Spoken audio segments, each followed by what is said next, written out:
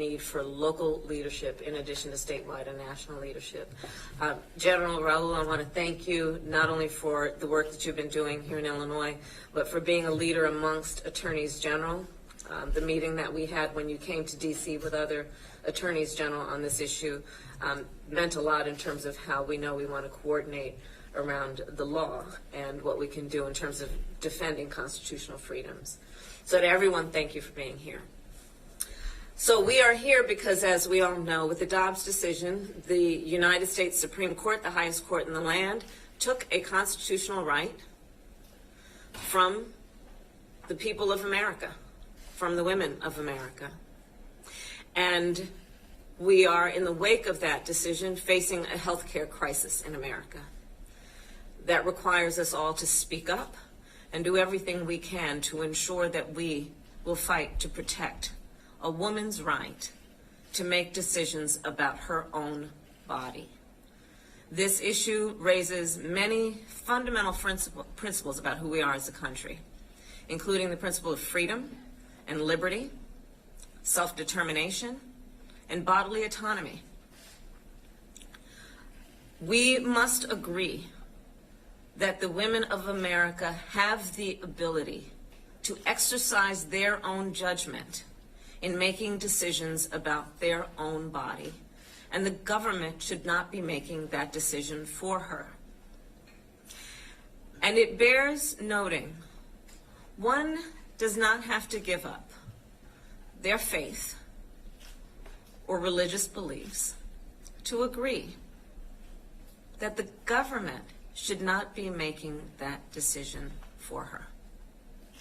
So we convene today to talk about, we in each of our respective positions of leadership, what we can do individually and collectively to address this issue and, frankly, this injustice. We do so understanding that the work that happens on this issue will require the kind of leadership our president has provided in terms of the executive orders that he has signed, recognizing constitutional rights to travel and access to health care.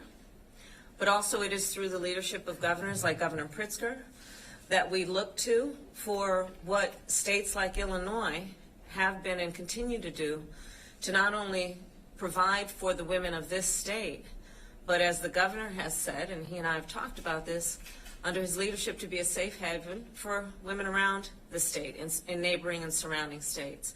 In fact, I look at what's happening in Illinois, Governor, and you all are, without any question, being stretched thin in terms of your health care resources, going directly to your constituents, but to neighboring states as well. In fact, when I look at a map of the country and the neighborhood in which you exist, there's no question to me that you are helping women from states like Indiana and Kentucky and Missouri and Tennessee and Wisconsin, in addition to the women of Illinois.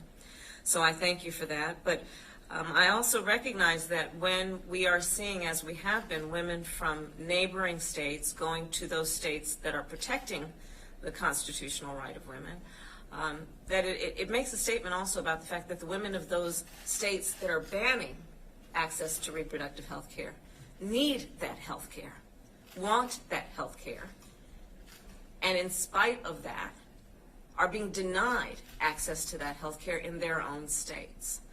So we will continue to work together, all of us, and we do recognize this is just the beginning, both in terms of the movement that we are in to fight for reproductive health care for all people, but also recognizing that, frankly, Justice Clarence Thomas said the quiet part out loud, which is, with the Dobbs decision, we are also looking at a very high likelihood of a risk to the right to contraception, same-sex marriage. So to that end, we know that this is also an opportunity to build coalition around all people who are directly affected or who care about those who are affected when it comes to these attacks. And again, I thank all of the leaders who are here. And my final point will be, elections matter. Elections matter. We have a midterm coming up in 53 days. Who is your governor matters. Whether they're going to protect these rights and support these rights to freedom and liberty, it matters. Who's your Attorney General matters. Whether they are going to protect and defend the principles ingrained in the Constitution of the United States, that matters. Who your local prosecutor is matters. If you are in a place that has, as many are attempting to do, criminalized healthcare providers and are attempting to punish women. So I encourage everyone to exercise your right to express your voice on this issue through your vote in 53 days. And with that, I thank everyone, and Governor, I will now pass the mic over to you. Thank you very much, Madam Vice President, and welcome to everyone. Good afternoon, and I'm deeply honored, really, that we're able to host this conversation in Illinois, the land of Lincoln, the home state of Barack Obama, the first state to ratify women's suffrage, where we carry a long tradition of expanding and protecting people's rights. In Illinois, the right to choose is not political. It's a matter of settled law here. Here in Illinois, abortion is a fundamental right. After all, abortion is health care. And here in Illinois, we trust women to make their own decisions about their own bodies. And a lot of work has gone into making Illinois a place where reproductive rights are guaranteed. Advocates led the way here in 2019 when we enshrined into our law the Reproductive Health Care Act. But we are surrounded by states, as the Vice President said, who do not value the rights that we have here in Illinois. Indiana recently decided that women are not to be trusted to make decisions about their own health care. It's despicable, it's misogynistic, and it's deadly. There's no doubt that our nation is headed down a dangerous spiral, one where a radical few dictate who does and doesn't deserve rights. But here in Illinois, we will not go backwards. Today, I'm honored to be surrounded by warriors, by providers, by educators, doctors, and leaders who are fighting for abortion access on a local, state, and national level. I look forward to hearing all of the ideas in the room today, and whether it's making sure that Illinois is educating the next generation of doctors to perform abortions or expanding clinics throughout the University of Illinois system to improve access throughout our state, especially as we serve those from other states. So now it's my great honor to turn the podium mic over to a great champion for choice, the leader of our great city, Mayor Lori Lightfoot. Well, thank you, Governor, and Madam Vice President, always a pleasure to welcome you to our city, and we admire your leadership, and really I think you are uniquely positioned to be championing this issue at the federal level, and I appreciate everything you've done. Let me amplify a couple of points that the Governor made. In this room, across this table, these are champions.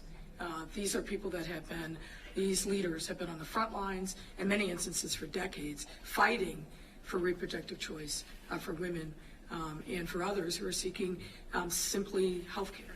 And we work hand in glove with them.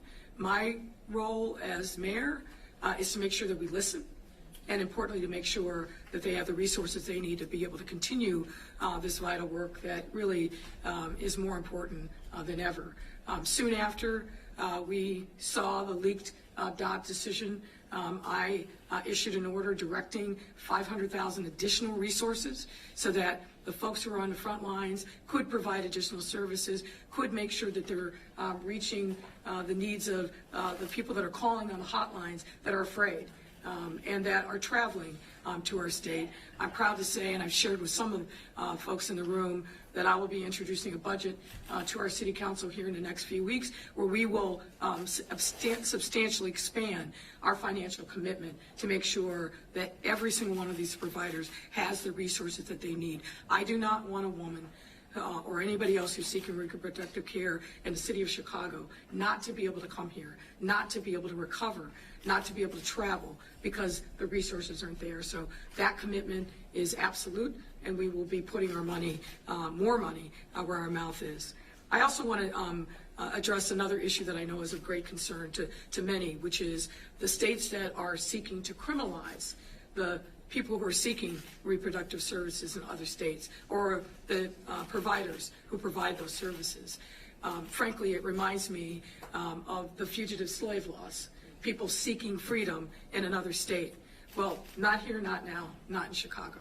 So I issued an executive order earlier this summer that barred any city agency, and notably our police department, from cooperating in any way with any of these states that are seeking that kind of information to try to criminalize women or providers. We know how to do that because we've done that in the context of not cooperating with ICE regarding immigration issues, and we stand firm in that, and we will be codifying that as part of our municipal code, hopefully with the passage of an ordinance in this next city council. So I believe in concrete, tangible actions.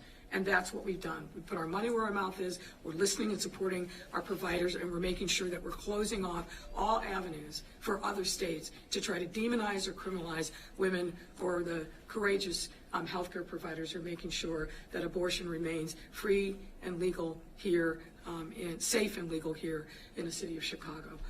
I'm now happy to turn it to Director Melanie Fontes Rainier. And I can't wait for you to hear from these leaders that are gathered around the table. Thank you. Thanks so much, Mayor and Madam Vice President and Governor.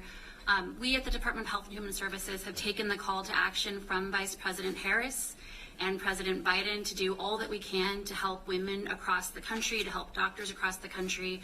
Just a few of the things we've done: we put out guidance to 60,000 chain pharmacies across the country to help make sure patients understand their rights under federal civil rights law when accessing drugs at pharmacies. We also strengthened a non-discrimination rule to make very clear that pregnancy-related care is part of a civil rights infrastructure at the federal government. And last, we've taken important steps to ensure that patients and providers understand the right to emergency medical treatment and life-saving care. And so we're really privileged to be a part of this conversation. You can all help us by sending people to reproductiverights.gov, where they can get information on their rights, file complaints, and we really look forward to the conversation today with the advocates, providers, and leaders. At this point, I'm going to turn it over to Megan Jaifo of the Chicago Abortion Fund. And after that, we'll hear from Congressman Davis, please. Thank you. Hi, everyone. Thank you for being here. Thank you for this opportunity and for convening this group of abortion care providers, students, advocates for reproductive freedom, and abortion funders. My name is Megan Jaifo. I use she, her pronouns. I'm a mama who's had abortions, and I have the privilege of being the executive director of the Chicago Abortion Fund. The Chicago Abortion Fund provides financial, logistical, and emotional support for people accessing abortion care here in Illinois, across the Midwest, and beyond, no matter who they are, where they live, or how much money they make. We're part of a robust national network of abortion funds who have long been doing the work of making abortion access a reality in this country. Today is exactly 12 weeks post-Dobbs. This year, we have received calls from over 4,500 people seeking support. People from over 40 states and 2 countries have received our support in accessing abortion care right here in Illinois. The Chicago Abortion Fund has been able to offer funding and wraparound supports like plane tickets, hotels, meals, and childcare to every single person we reach on our helpline. We assist with navigating Medicaid and private insurance coverage. We help people find clinics that work for them. We ask our callers what they need, and together we figure out how to make it happen. This model affirms that the adversity callers face in accessing abortion is not a personal or moral failure, but a systemic injustice. It should not be this way. The Chicago Abortion Fund should not have to exist. Abortion is healthcare, and healthcare should be free of hurdles, including stigma and shame, and all financial, logistical, and legal barriers. All people should be trusted to know their lives and bodies and to get the healthcare they need when they need it on a timeline that works for them. Now, at a time when millions of people are facing heightened barriers to care in their own communities, we in abortion funds nationwide are here to leverage our expertise, both to stand beside our callers as they navigate a chaotic and rapidly changing landscape, and to bring what we and our callers are seeing on the ground to the forefront of the conversation. Abortion funds are uniquely provided and are uniquely positioned both to get our callers the care they need and also to highlight the barriers we are seeing on the ground as part of strategic legislative and advocacy efforts that are poised to change those conditions. Since Roe has fallen, our callers are facing longer journeys and the scale of our logistical support has increased dramatically. We know that Illinois has long been a regional access point due to less prohibitive costs and fewer restrictions, but in this new reality, as more bans and restrictions are implemented, we are a national access point. We as people in Illinois, in Chicago, the birthplace of the reproductive justice movement, have a responsibility to support our neighbors who can no longer access care in their own communities. We as people in this country have a responsibility to support all people facing barriers to basic health care, regardless of arbitrary state lines and imposed borders, and despite the efforts of anti-abortion lawmakers. I'm so thankful, and I know my colleagues at this table are thankful, that we have a unique opportunity today to bring what we are seeing as frontline workers to the Vice President and to the representatives and lawmakers from our city and state here today. We're here to talk. We're here to illustrate the reality of this moment and its impacts on low-income people, parents, families, people of color, women, trans and gender nonconforming people, people living in rural communities, and immigrants. Everyone loves someone who's had an abortion. Thank you. I'd like to introduce Representative Danny Davis. Thank you very much, and thank you, Madam Vice President. And I also want to thank you and President Biden for the tremendous leadership that you both displayed relative to this issue. I'm obviously pleased anytime I'm with our great governor and the outstanding mayor of the city of Chicago and this fine array of warriors who all of us believe that health is an inherent right. And it's a right that no one, no government, no entity should ever be able to deny or take away from the individual who makes the decision along with she and her doctor, with her family, in terms of what their health will be. We've been protected, and I can assure you, and it's good that we're at this great academic institution, one of the best in the nation, the University of Illinois, at Chicago, that those of us in Illinois will continue to do everything in our power to make sure that every citizen of our nation has the right to privacy, has the right to make health decisions, and the right to make sure that our country is open and free. So thank you so much for being here, and I'm delighted to be with you. Thank you, Congressman. Next, I think we have Allison speaking next. Yes, thank you for being here, and it is an honor to be here with you today, Madam Vice President. I am the Medical Director of Family Planning Associates, a health center on the west side of Chicago and one of the largest abortion care facilities in the country. On the day of the Dobbs decision, our phone lines blew up, and they haven't stopped ringing since. The number of second trimester abortions we perform has increased by 95%. Conditions for pregnant people have grown dangerous and uncertain. I could tell you a lot of stories, but I want to focus on just one. I met a college student who came to our clinic for an abortion. She was from Alabama. She had large brown eyes and a very frightened looking face. She was 8 weeks pregnant, and she had mistakenly gone to a fake clinic or a crisis pregnancy center where she heard lies and misinformation about abortion. She told me in the exam room that she was worried we would sedate her for the abortion procedure and then tie her tubes.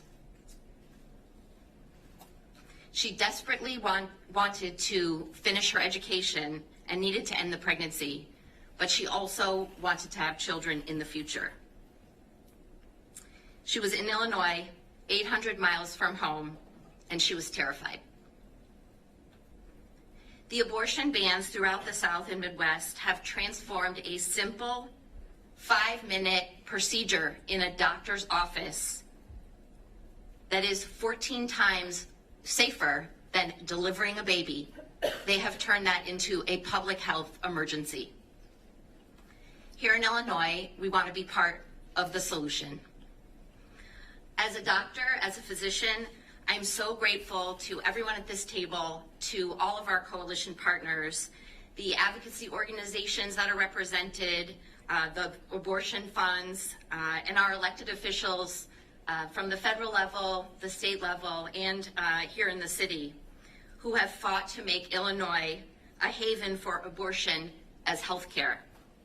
And you, Madam Vice President, whose presence here today sends a powerful message that, like health care, abortion is a basic human right.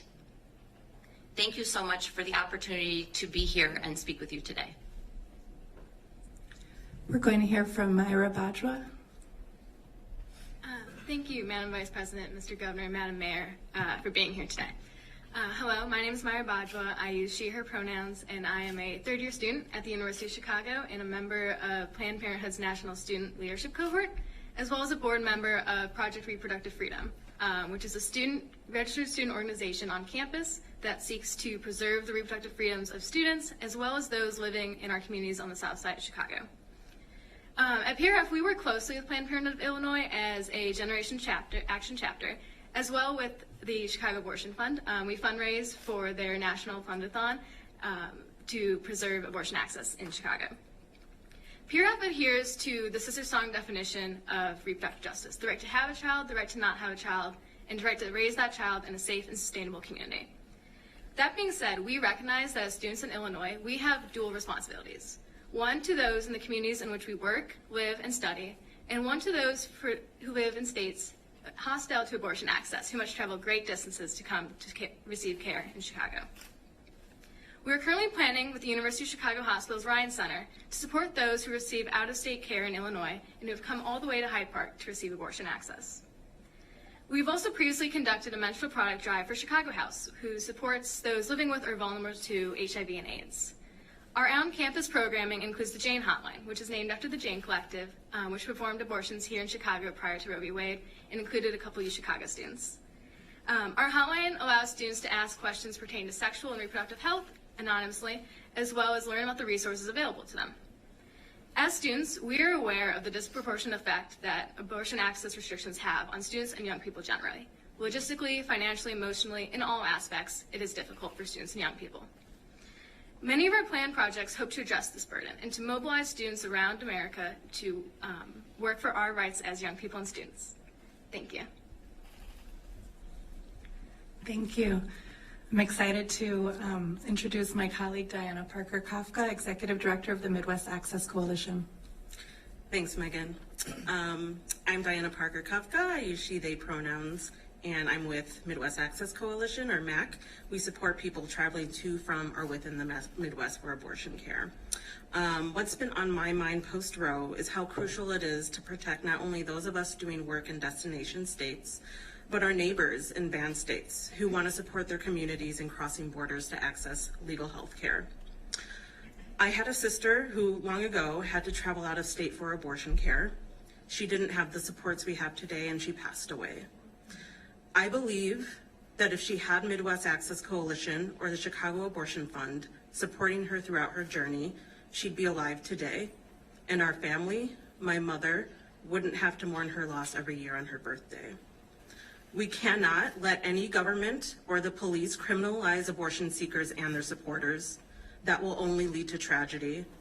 The radical and racist right do not care about those losses. They think it's deserved. So we have to care. We cannot be okay with the criminalization and trauma of abortion bans. So on behalf of MAC, our clients, my family, my sister Tanya, I want to thank everyone here from the bottom of my heart for being part of this fight for bodily autonomy for all. Thank you. Thank you, Diana. Thank you for sharing that. I'd like to introduce Jennifer Welch, CEO and President of Planned Parenthood, Illinois. Good afternoon. Thank you, Madam Vice President, for visiting us in this pivotal moment.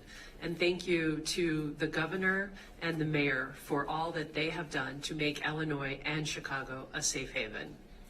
I'm grateful to work with these warriors in this room to fight for equitable abortion access. Because of our collective efforts, abortion is safe here in Illinois, but we know that Roe has never been enough, and we know better than to take our haven state for granted. We know that, as you said, extreme conservatives are working hard at work right now to take away people's rights to decide what is best for their bodies, their families, and themselves.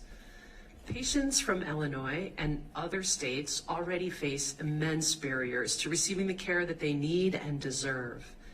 And now, every state neighboring Illinois has restricted or banned abortion, as our neighbor Indiana did yesterday.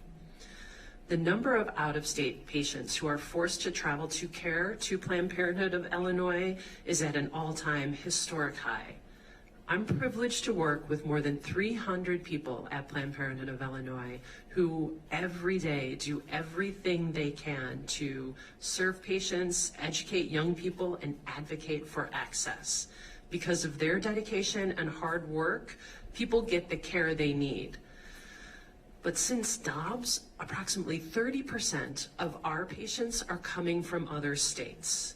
We've seen patients from 28 different states in the 12 weeks since the Dobbs decision, including all of those that you named earlier, and many, many more. We agree with you, Madam Vice President, that conservative attacks on our bodies go much farther than the rights that we're already losing, and will go much farther than threatening equal access to abortion. I'm grateful for everything that the Biden-Harris, Pritzker-Stratton, and Mayor Lightfoot's administrations have done to protect our care. And I am in this fight with Planned Parenthood and, again, all of the amazing warriors in this room to make sure that we maintain access for everyone, no matter what. Thank you.